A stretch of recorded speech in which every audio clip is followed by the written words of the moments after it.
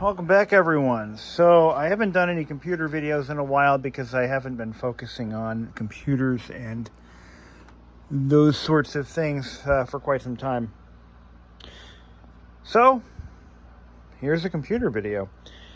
This is a Macintosh SE FDHD. This was the model this is, I think, one of the originals for the SE line, back when hard drives were an option. This one's not in beautiful condition. It's got burn-in. You can clearly see a lot of burn-in on this. This was, I believe, used in a school. But the case isn't cracked. It's got some yellowing. This was actually given to me by my former director at work. And she's moving, just built a new house, and wanted to know if I wanted to salvage this, which I said yes, absolutely.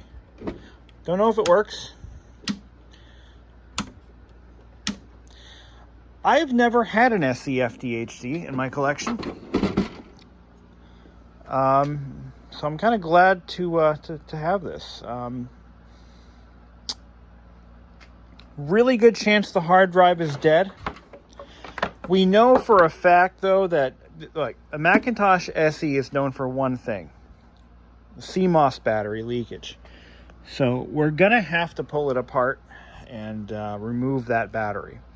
Hopefully the damage isn't too bad.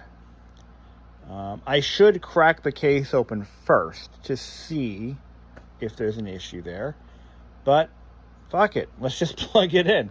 The batteries leak in these. It's guaranteed 100% failure rate on those. At least this thing's got to be about 35 years old. So, well, let's see, the SE FD, I'm gonna have to look up the release date on this. I think this dates back to like 1988, so about 33 years old. Here we go. Dead. Okay, so let's take it apart. So I don't know if I caught that on the footage there, but what was happening was, as soon as it clicked on, you would hear a bunch of noise coming out of the speaker, indicating, well, number one, it didn't post, so that's part of the problem. Oh shit, something really cooked inside there. Alright, maybe we shouldn't have turned it on. Yeah, I think I should have gone against my... No, let me rephrase that. I should have taken my own advice and not turned it on. No! So, I probably should have taken my own advice and not... Oh yeah, that smells nasty. But I only had it on for like a second. Kids, don't do what I do. Alright. Hopefully this thing's not a total loss. And I know, a lot of you guys are going to be, want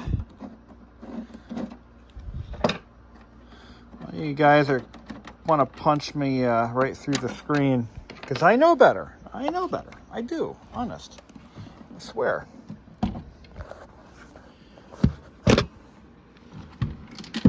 Okay. So, but if it's any consolation, I do believe the woman who gave this to me tried to turn it on before she gave it to me. So the damage was already done, but we didn't help. It matters.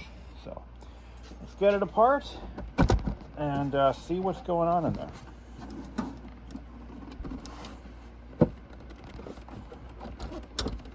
Okay. But with the prices that these are going for these days, you know. Oh man, this thing reeks. Oh, it's nasty. Something went kabloom. Alright, I'm going to get the motherboard out. Now, I have only worked on one or two of these in the past. I don't seem to get a lot of SEs in my in my space here. So, well, the SE FDHD there, that was the one that came with the factory hard drive option. This was like it's got a 20 megabyte hard drive. It's still got the original drive.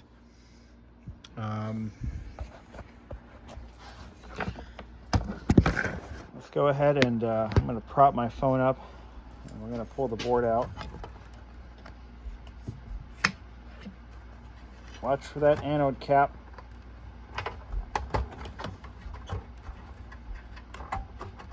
Okay, let's see what we got going on here. Okay, so this one has a removable battery that is not leaking. The issue is not caused by a leaking battery. So let me show you what this board looks like. You'll notice something that's absent from this board, and that is capacitors. So it has capacitors, but they're not those stupid leaky surface mount ones that keep going bad. But it's got a battery, and if it's the original one, 89. Okay, so this is from 1989. That is the original battery. We're going to pull that. Look at that, no leakage, no corrosion, no issues. Board's fine. I think the problem is with the power supply and or the analog board, and could be anything at this point. Follow the smell, I guess, but something let go in a most catastrophic way, and we may be doing some extensive overhauling on this guy. I am going to save this machine. It's totally worth it. We just need to identify what went wrong. You could follow the smoke, but look at that. The original hard drive from 1989. It's an oldie. That is not, what is that? What kind of drive did they use in this? It's a stepper motor drive. Look at that. Look at that. Look at that motor back there. It's a stepper motor. It's funny how they used that in this machine. And at the time, in the late 90s, or I'm sorry, late 80s, voice coil drives were pretty much well established. And I'm a little shocked to see that in this machine. It's got a Samsung 9-inch tube. I'm looking at the flyback, and I don't like what I see. I think what I'm going to do is, we got to pull the analog board out. We've got to discharge the CRT. I don't have time for that right this minute, but yeah. I also want to show that the inside of the SE is not autographed. So this was at a point in time where they stopped doing that. I think the Mac Plus had an autographed mold, but the SE did not. You know, it's funny how the Mac Plus had such a long and successful production run, and it was a very basic machine that was pretty much obsolete when it hit the shelves. Not really obsolete, but it's a shame. There's no sense in plugging it back in. I mean, something has let go, and I can smell it.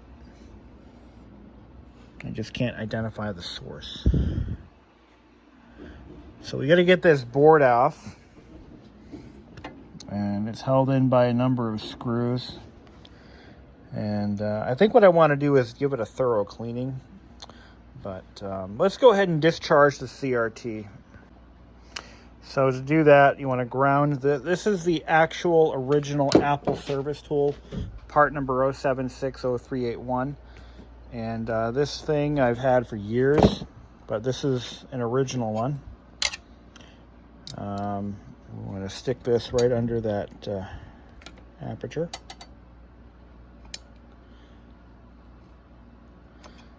Make sure that that's grounded nice. Okay. I don't think we have anything to worry about.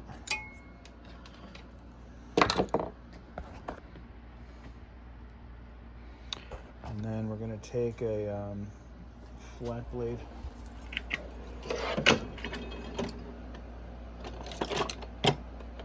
screwdriver. And I'm going to unclip.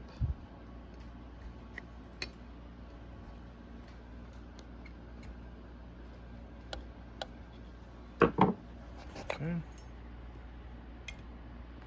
What you're supposed to do is take this fusible link and clip this to the ground of the chassis to keep it discharged. Just in case, I forget why, but you want to, there you go. That just prevents like a charge from building up somehow. I don't know. That's what I was told. All right. So we're looking at a problem somewhere on the analog board, possibly even the power supply. So that's the problem, man. That's the problem. We'll fix it. We just need to find the problem. So I'm going to put it down on its face. I'm going to start unscrewing everything.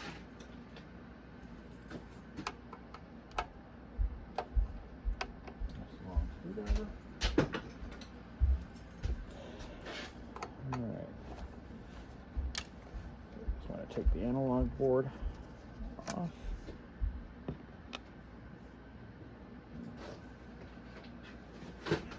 Container. Screws and stuff into.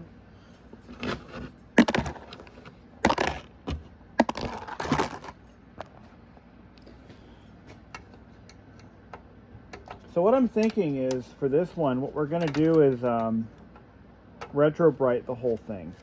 Once I get it running, if I get it running, I'm going to retro bright the whole machine. I think that's the right thing to do. It's worth doing. Again, these compact Macs, they are going north in value these days, so I think it's totally worth repairing. And I don't think the cost is going to be too bad. As far as I know, there's a capacitor kit for this. It's pretty easy to get, and I've got a kit for the compact portable that I want to put in, and I think the same guy has got kits for these. I'll have to put a link to that somewhere in the video. All right. Probably don't need to take those off. Board's attached down here. But yeah, this one's going to need some surgery. We're going to have to do some alignment of the CRT, get that cleared up. And we're going to remove some power cords. Got to remove the grounding. The ground, I got to remove from the CRT mount. Put that screw back in. I almost don't know if this one's worth salvaging because it does have burn-in, but I mean, what the hell, right? Why don't we just go ahead and put some effort into it? You know, what's the harm in that, right? So we've got all that.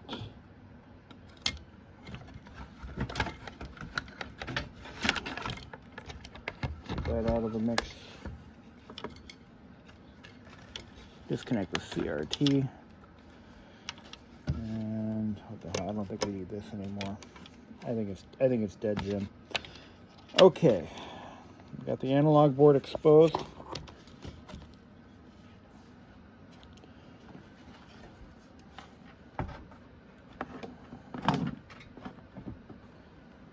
Alright, I gotta figure out where that smell came from. What burned? Maybe look for a tag tant cat capacitor. I think these guys here, look for one of those that may have burst. There we go. It's focusing correctly now. I mean, it burned so bad that I should be able to smell whatever it was. I don't see any blown caps, nothing obviously burst or anything, nothing leaking. So it could be really anywhere. Could be the hard drive too. It didn't really eliminate that either. It could be a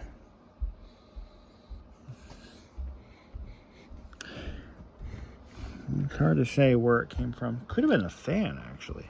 Sometimes fans can do that.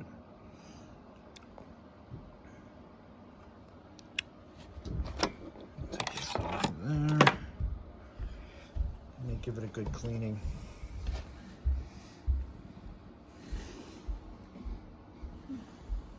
Let's see. I don't think it was on the logic board.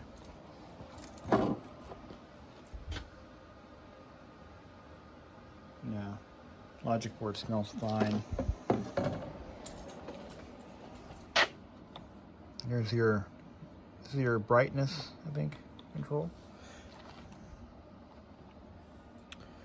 Let's take this board off here. Put that together later. Don't touch those until we're ready to align things. Okay, so we're going to put it back together. I left the power supply cover off so I can see if any smoke is coming out of there. What I'm going to do is we're going to just leave all the disks unplugged. No floppy, no hard drive. We're going to test those independently. We've got the high voltage reconnected. And we're going to plug in the power and see what happens. See if the fan spins. Now, I want to emphasize, I would have, now, even if I had taken the cover off and looked at the board and noticed, nope, no battery leak, this would have happened regardless, because, I mean, how do you know something works unless you plug it in? I'm not going to start off by replacing every capacitor. That's ridiculous. But chances are, and this happened to a stereo that I still have under my desk over there in the office, that was given to me, and I was going to try to resurrect it, and it just blew up in my face even after testing it, and it was working. So let's just see what happens. Okay. As of right now, nothing. Okay. And that is because it doesn't run on wireless power. So we need that. There we go. Okay, it's actually posting. We have anything on screen. So it looks like we might have, the problem might actually be, okay, we have raster, we have a screen. Do we have a blinking disk icon? So it looks like we have a pointer. We have a nice crisp screen. I'm just waiting for that flashing disk icon to come up. So possibly it could be a faulty hard drive. Could be a faulty floppy. Okay, so we have a floppy icon. All right. Something smoked when we turned it on. Let's try the floppy drive first. Remember, this is charged right now. Okay, look at the connector that is cleanest. That's the one that it was used. So let's turn it on with a floppy drive connected. Here we go.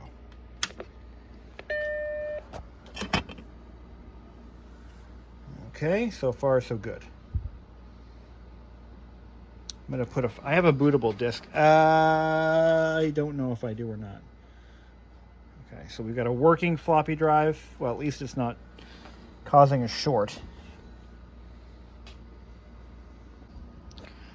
All right, now we're going to check the hard drive. Now that's a little bit trickier to get to. The power cord is way down in there. Now I just want to point out that I have already cleaned everything. I meant to do it on camera, but what I did is I took the motherboard out and I dusted it off with a paintbrush. I did the same thing with the analog board. We cleaned the dust off the CRT. Let's try the hard drive with power. See if it spins up. Okay, we have a problem with the hard drive. The hard drive is dead. So what's happening is it's sinking it to ground. So the problem isn't the analog board, it's not the power supply, it's not the motherboard, it's the hard drive. I can smell it once more. Something on that drive is bad, and I suspect a bad tantalum capacitor, which is really unfortunate because this hard drive is a piece of history in and of itself. I have functioning drives that I can stuff in here, so I'm not too concerned about that. But we know what the problem is. It's the hard drive. And that's not going to be an easy fix. We're going to have to find out where on this hard drive there's a short, possibly a bad tantalum capacitor, but it didn't blow violently. Something is going in it. Yeah, I don't want to keep trying it either. I could take out my power supply.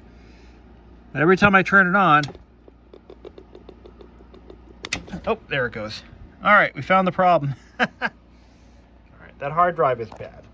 So unfortunately, I was afraid of that because the hard drive is one of the hardest components to find, especially in original and working order. So we're gonna pull the drive out and we're gonna get a good look at it. But here's an original 607 boot disk. Oh, that. Let's see if that. Okay, it's in. Here we go. The hard drive unplugged. Let's see if she boots under her own power. And once we know things are good, we'll seal it. We'll put the power supply back together. We'll put all the screws back. I do want to retrobrite this case. So we'll actually, eventually we'll tear it down the entire way, maybe in another video. And I might even have a functioning floppy drive that I can stuff in here. I tested one. I'm not hearing any attempt at booting. There it goes. Oh, Happy Mac. And it's flipping out. We don't know why, if that's a system fault or something else. Yeah. This thing might need a little work. Could be some power supply issues. I think it's worth a recap. We don't know what's causing it to freeze up. Let's try it again.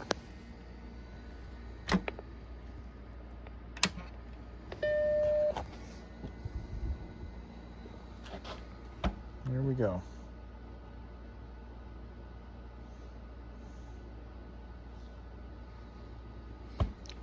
So this resistor popped on the hard drive. That's what happened. So I might have to source another drive. Maybe this would be a good conversion. No, it wants to, but it doesn't want to. This disc is scratched. Let's get a cleaning disc in there. All right, I wanted to just take a quick look at this floppy drive. I removed it completely so we can get a good look at what she's got going on, and what a mess. This thing is gross. But I saved a good number of these over the years, and they're not that hard to salvage. One of the things you've got to do is do not loosen up any of these screws for this sensor here. You do not want to loosen up the motor or the rails because they're all calibrated at the factory.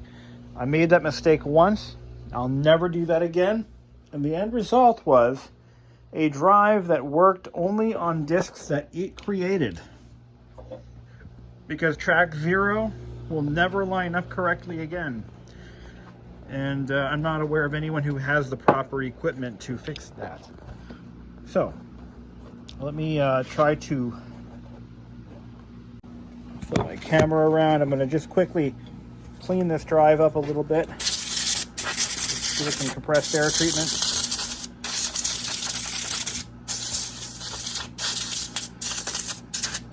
I mean, you really don't need to go nuts with these things. Just get a good once over. Take your brush and just kind of go like that.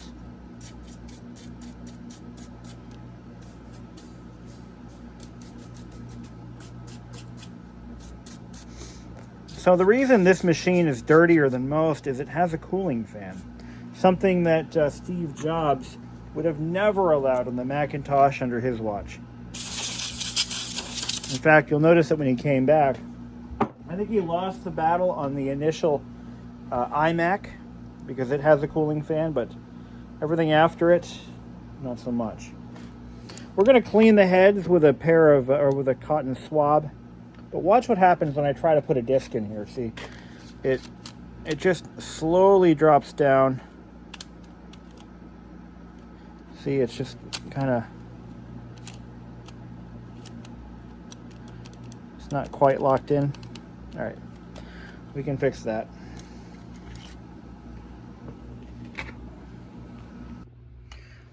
So we're just gonna do a quick and dirty cleaning on this. Quick and dirty resurrection. Got a couple of Q-tips. I gotta order more of these, don't let me forget. I'm going to first do some cleaning. I'm gonna soak one of these in alcohol, and we're going to just kind of clean the tape path, or the disc path. Clean around the heads and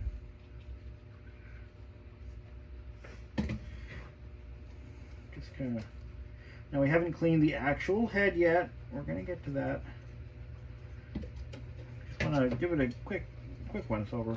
You don't want to go. You don't need to go crazy. Just clean the path and get some of the dust build up.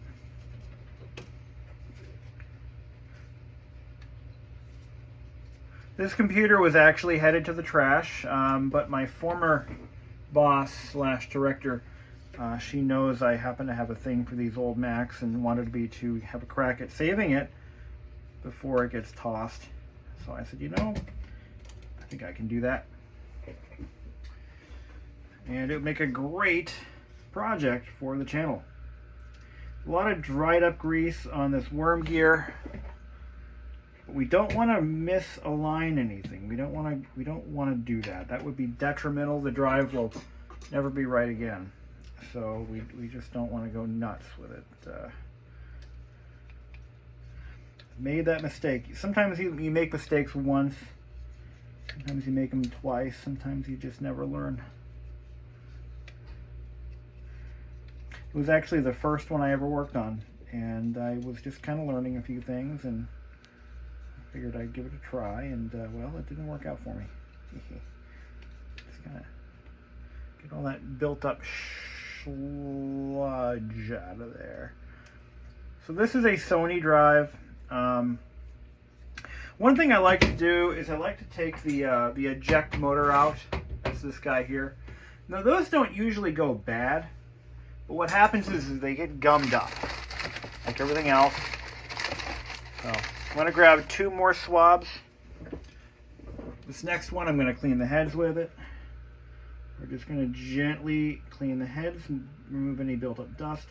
Now the head cleaner actually does a good job of that. The little head cleaning discs, they're very effective at doing this job, but this is always better. But you don't want to rub too hard because you can throw the heads out of alignment very easily. Just give it a good, yeah, that's all. And they're clean, they're fine.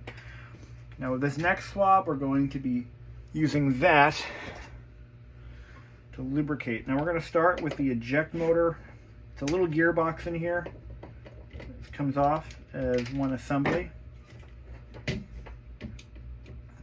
I have had to replace these before. I had a motor that actually had gone weak, and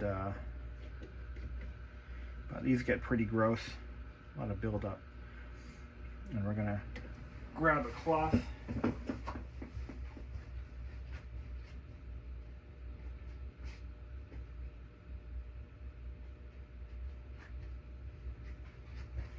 I want to point out that there is a very distinct possibility that the machine could have other issues. It could have a bad RAM chip. It could have a lot of things.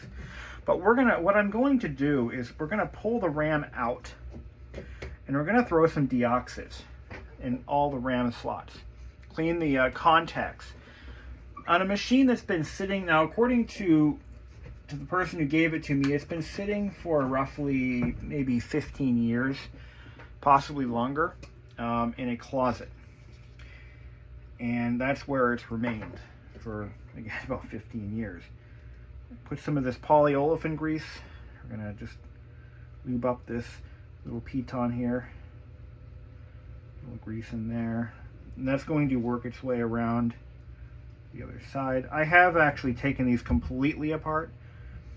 But the problem isn't that this system is causing any issues. The problem is the cradle isn't sliding down smoothly. And you could probably hear it in the video, but you could hear the disc, the spindle, it just wasn't engaging. And that's because the disc was not locked into position in the time frame it was supposed to be. So got a lot of old grease. We could actually use TB Tuner lubricant. You know, this is something I could probably try. Now this is the deoxit flushing stuff. This is the this actually contains like a mineral oil. And what we could do is maybe spray a little bit of this in there, but I'm not going to do that. It's worth a try. I might do that on another one. But all of this stuff, the grease is just not permitting smooth sliding action. So we're going to put new grease in there. We'll do our best to clean up the old stuff. All right, so we're going to get this. Make sure all these little slidey parts are able to snap into position. But yeah, anytime I have an opportunity to save a vintage Mac like this, I'm going to take that opportunity. I've done a lot of these before. It's not very often I get an SE though. They seem to be in collectors' hands mostly. They're either in collectors' hands or sitting in closets and nobody knows they're there. So they're kind of... The Mac Pluses, I have never had a problem obtaining a Mac Plus. For some reason, they just multiply like gremlins. I don't know what it is with the Pluses. I think Apple just sold so many of them. And they're just not rare. Maybe they're getting collectible now, but the Mac Pluses always seem to lag in value because, again, I've had so many Pluses given to me over the years. And they were a tough sell. Nobody wanted them for so long. Now, all of a sudden, everybody wants a Mac Plus. Everybody wants a Mac Plus now. Because they're available. And the nice thing about these earlier Macs is that they were very reliable. They were well made. They were reliable. It's still a little sluggish. So here's what I'm going to do. I think I got a little excess grease there. I'm not being careful. I'm doing this fast because I have other things I want to do today. But where's my tuner lube? Cleaner and lubricant. Put a little straw in this guy. And I think I have a straw. Gotta find a straw. Here's a straw. This stuff will loosen up that grease pretty quickly. All right. This is TB Tuner Lube. It's non-conductive. I believe it's mineral oil. You know, just shoot a little bit of that in there. Don't worry, it's not going to hurt anything. Just my pride. Oh, look at that. I took care of it. We'll clean the heads again, of course. All right. So let's see how that goes. Look at that. Ah, nice. That did her good. But look at the disc. It's all covered in Tuner Lube. Well, that's no damn good, is it? All right. I might have to go and clean that the hard way. But we loosened everything up. That mineral oil won't hurt anybody. it definitely ruined my disc.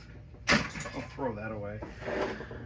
I'm gonna have to go back in there with a Q-tip, and we'll just have to clean everything thoroughly. That's one way to do it.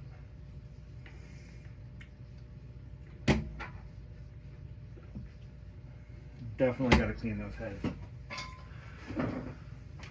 I was hoping for a more precise application, but I only got what I got.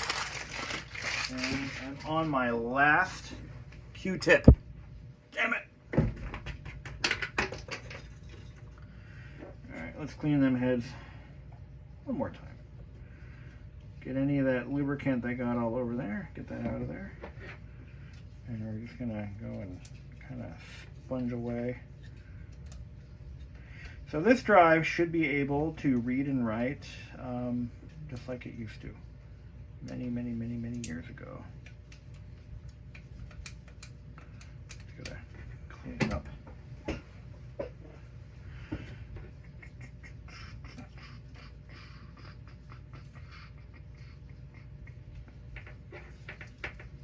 grab a scrap disc and test it out. What do we got? Games. Oh yeah, I've got plenty of scrap discs I can play with. Here's one. HP Omnibook video drivers. Well, I don't own one of those anymore. It just comes out with a little bit of crap on it. We'll have to do better. Let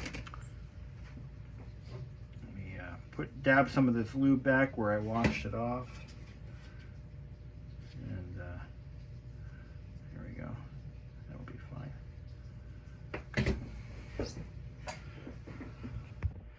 Alright, let's just kind of do a little detail cleaning here. Get all the excess oil. I don't have any more of those little swabs. I ran completely out of them. But I want to get any excess oil mopped up. I wouldn't normally suggest blasting your floppy drives with TV tuner lubricant, but I can't argue with results. It loosens up all the old grease, and you know, I think it's okay. Nobody's gonna die, promise. Okay, I'm gonna get up inside there, inside there. The floppy disk rails. I'm gonna get more of those medical swabs. I love those things. They're made by who makes those? Different. The ones I'm using are from Puritan Medical Supply, I believe. And I buy them by the box, but I haven't refilled my supply. Let's clean the spindle. Clean that up real good. Get all the dust and dirt off of that. Let's put another disc in there and see what happens. Wipe this one off. Let's see what we got. Look at that. Nice, and it throws the disc right out. It's cool. I like that. Seems to be some oily residue somewhere near the hub up at the top, so I'm going to wipe that down. Give it a good once over. My God. What is she doing up there?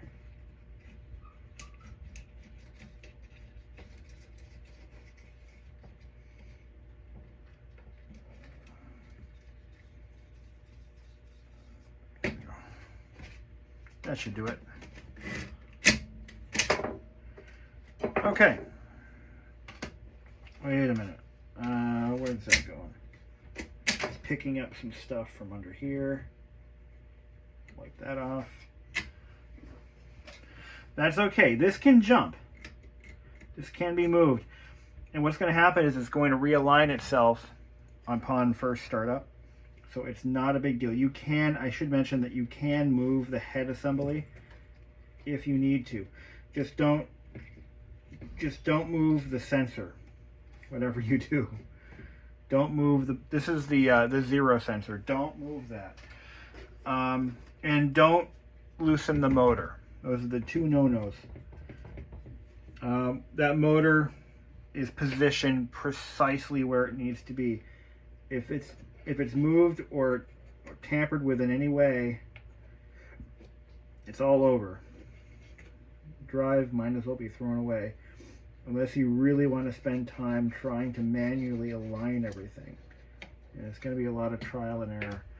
If you guys know of a way around that, please let me know. That would be very valuable information to both myself and other viewers. For good luck, I'm going to clean the heads one more time. And let's just push it back.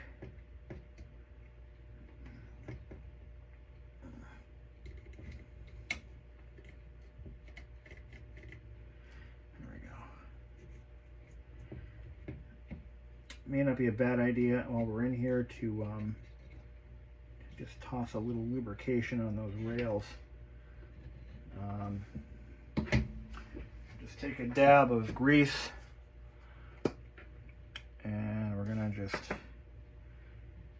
actually what I could do is use a little bit of it's my clock oil. Yeah, here's what I'll do. I'm gonna put a dab of just a dab of a synthetic clock lube on these bearings. Just a little bit. Just a dab. Probably a little too much. So that this assembly will ride on those rails a little bit easier. What can happen too is oxidization can sometimes, and gunk can build up on these rails and cause the head stack or the head assembly to kind of jam up. I think that's good enough. I'm going to put it out of whack there. Okay, now we can put it back in and test it. All right, so we're going to just go ahead and spray the slots down. I'm going to take some steel wool and I'm going to clean the contacts on the memory itself. I'm going to use some fresh quad zero steel wool, and we'll just clean those contacts up. Okay, so before you put this in, you want to make sure, of course, to double check for any loose steel wool fibers. Just that has to be said. I'm going to put it back together. This hard drive right here actually came out of my Mac Classic. It was not an OEM drive. It was sold through a third party as an upgrade for a base model machine. Little fun fact there. So that's where that came from. Make sure we get our ground straps all hooked up too. Those are quite important. Oh, here we go. Ooh. Okay, we're getting somewhere. All right, let's just plug in some drives. Okay. We're gonna plug in our bench grinder. Now, a lot of my viewers are going to have a problem with me using a mechanical hard drive because you guys just seem to be very concerned about what I'm using in my own hardware or my own equipment. And if you want me to use a SCSI to SD adapter with one of those cards and all that, I'll happily send you my address and you can send me one for free, but I'm not paying for one, so there you go. I'm not opposed to it. In a case, let me talk about that for a sec. So in a case like this, I have no problem putting in a one of the Band-Aid approach solid state conversions that have been so popular amongst classic Mac enthusiasts. I have nothing against them because they do solve a problem. You know, in a case like this, you can't just go to Best Buy and buy a hard drive. SCSI drives are getting harder and harder to find every single day. Every time one blows up, they become that much harder to find. However, as long as I have one to use that works, I'm going to use it. That's just how I am. I'm something of a purist. I would prefer this drive because this is the original style drive. This is a stepper motor drive. These make a very unique sound you can't get anywhere else. Very unique sound. Something that I just love. The sound is so unique, and you can't just get that back with a SCSI to SD conversion kit. It's just not the same. That having been said, I mean, in a case like this where you can't find a drive, or if there is no other option, yeah, go for it. I would do the same. But in a case like we have here, if I have a working drive, I'm going to use it. That was a working pull. Let's see if it's still working. It sounds awful. But that's okay. That's what makes it cool.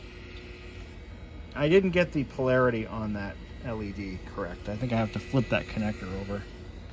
Let's see if she boots up on that drive. I'll be amazed. I'll be honest. I'll be amazed if it boots up at all. We have a working mouse. We have a happy Mac. We have a welcome to Mac. This looks promising. This is looking pretty good. The drive doesn't sound that bad, but it doesn't sound great. A lot of the old Mac stores, Mac stores and Quantums, after about 30 years, they start to sound like bench grinders. We're booting. We're booting. It's running.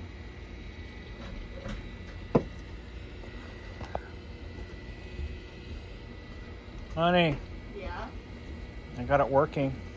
Oh, nice. Well, this is quite interesting because it shows 4 megabytes of RAM, but the jumper is set to 1 megabyte. I'm going to double check that. We've got System 7.1 running. I'm going to put this disk in our drive and see if it works.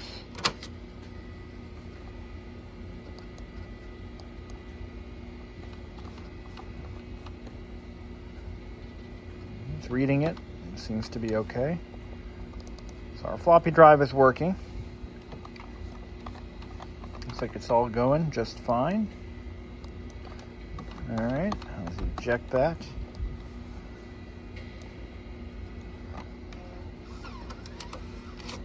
Look at that. Oh, shit. I know a lot of you would kill me for this disc, so I'm going to try to not manhandle it. So the disc works. I'm going to try to boot it off System 6. There's some system sounds that I want to hear. If I go to special and restart, let's see if it boots off of it. I can't believe this thing works. So what did we do to fix it? Okay, we reseated the RAM. Well, we cleaned. Yeah, it's booting. We cleaned the RAM contacts thoroughly. We found that the hard drive was syncing to ground, had an internal short, which I'm not even going to try to fix. We found the floppy drive needed to be cleaned and serviced. Other than that, she's a runner. Now all we got to do is address some of the cosmetics. I've got to find another keyboard for this. I have a mouse.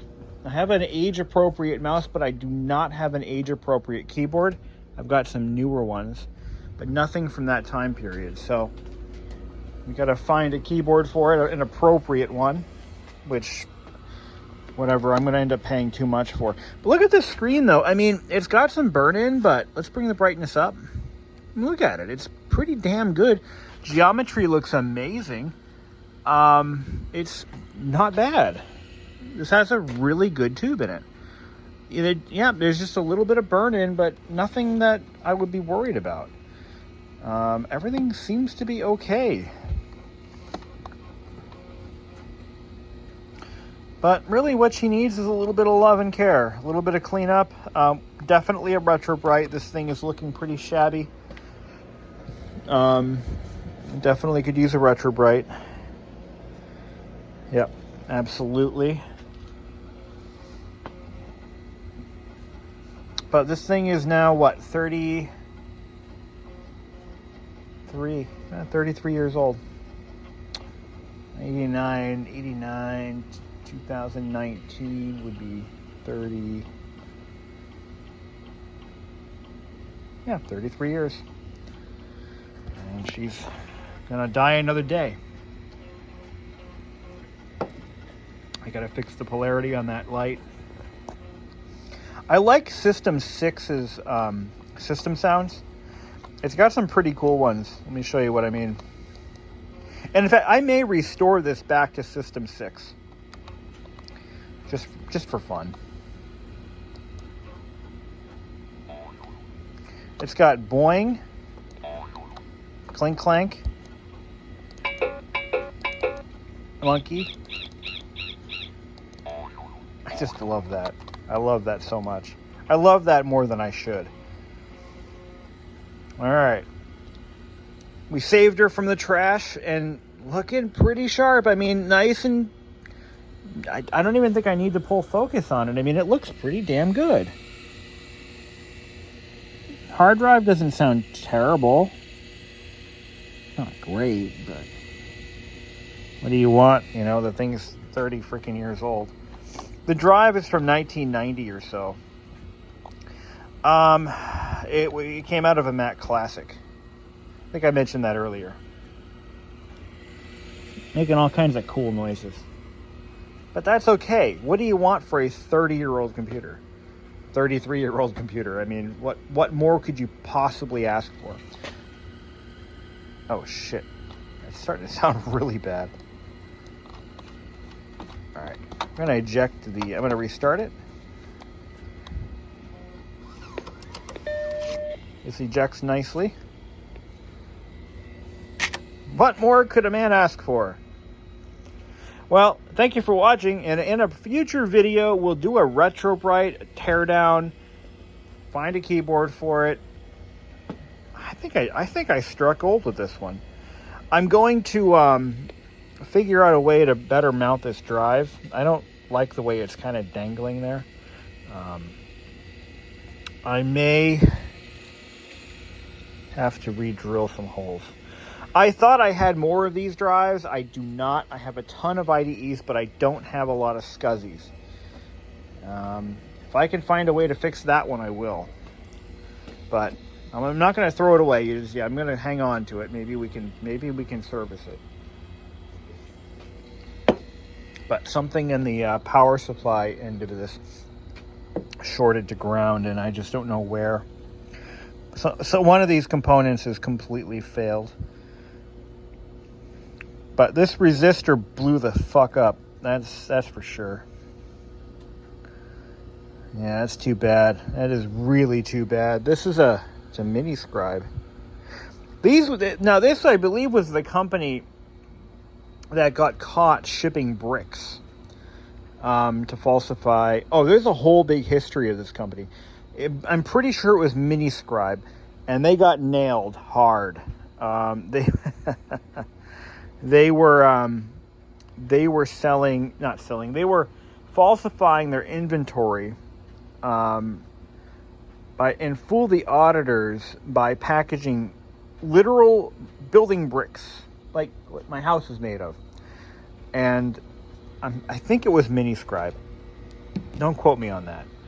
It was either Mini Scribe. Nope, it was Mini Scribe. I was thinking Micropolis, but it was definitely Mini Scribe.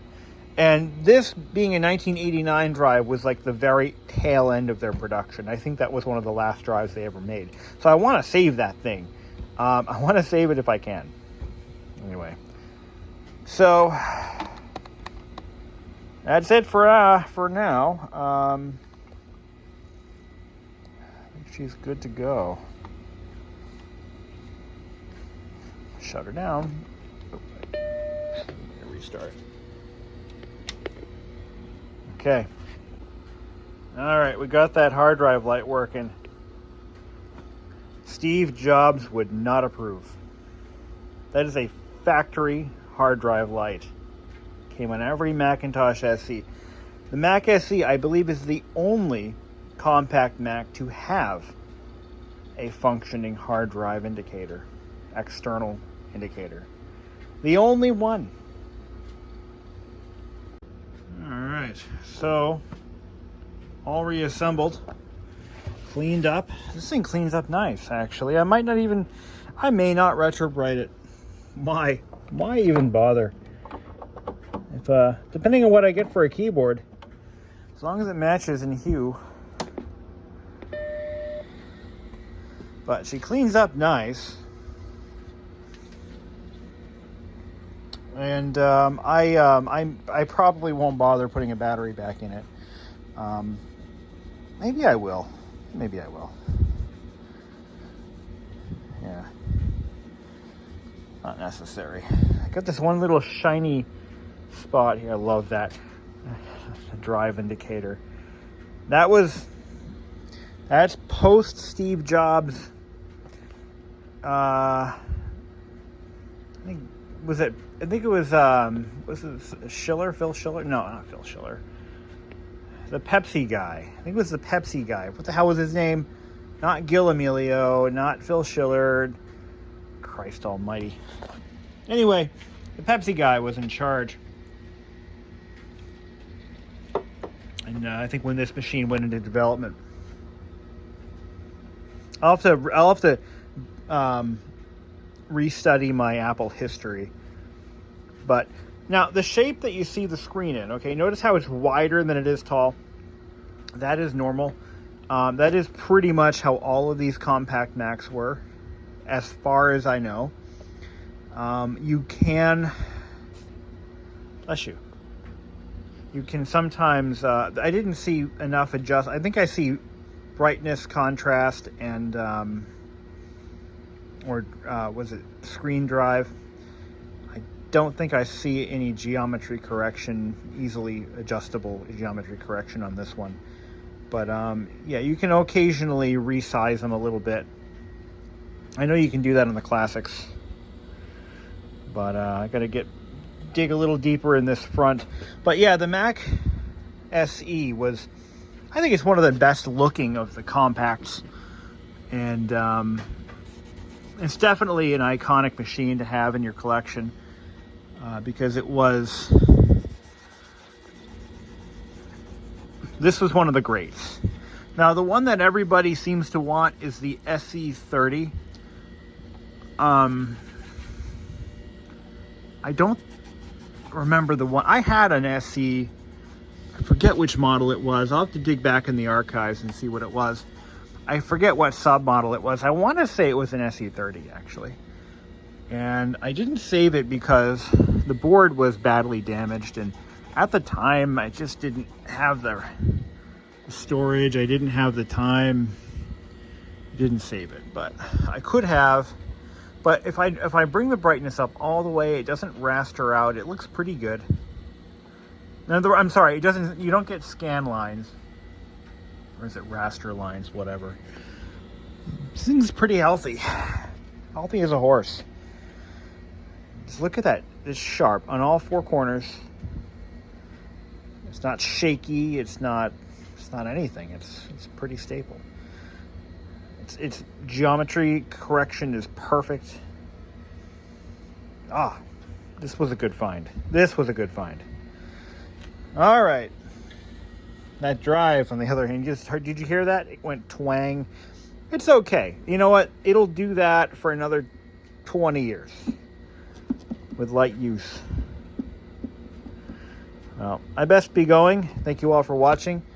And you never know what you might find around the corner. Oh, one more thing. I'm starting to sound like Columbo. Okay, one more thing. The FD8, it just struck me as I was about to walk up those stairs. FDHD has nothing to do with hard drive. It's high density.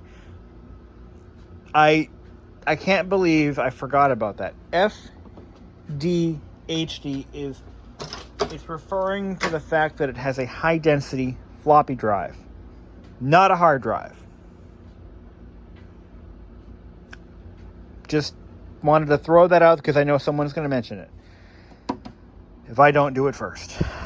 Okay, onward.